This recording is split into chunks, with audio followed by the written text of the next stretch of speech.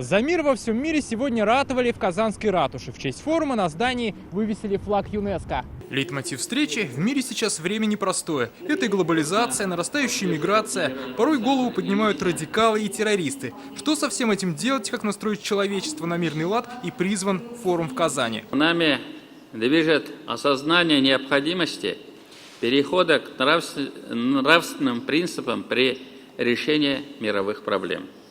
При этом важнейшим фактором сплочения людей доброй воли вокруг идеи межкультурного диалога и сотрудничества выступает образование и просвещение. Как сегодня неоднократно отмечали гости, Татарстан – это прекрасный пример добрососедства людей разных национальностей и религий. И этот практический опыт может послужить всему миру. Форум по межкультурному диалогу впервые проходит в Казани, но на самом деле такой диалог идет на территории Татарстана уже сотни лет.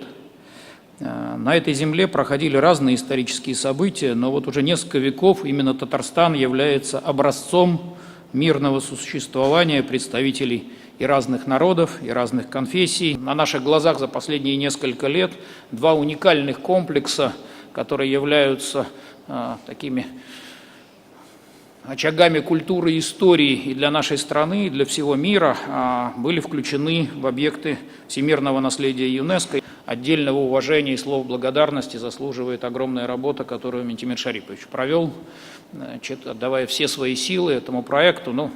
Мы все хорошо знаем, что если Ментимир Шарипович за что-то берется, то плохо делать он просто не умеет и никому вокруг себя не даст что-то сделать плохо. Как в свою очередь заметил Ментимир Шаймиев, миротворческий объединяющий тренд республики последних лет – это восстановление памятников истории и культуры. К этой благотворительной работе присоединились многие организации и простые жители. Работы на объектах по-настоящему стали народными стройками. Без преувеличения можно сказать, что благотворительность во имя возрождения и сохранения исторического наследия стала и в буквальном смысле делом всенародным республики, от мала до велика. В результате, как известно, и город Болгар, и град Свияжск включены в список ЮНЕСКО.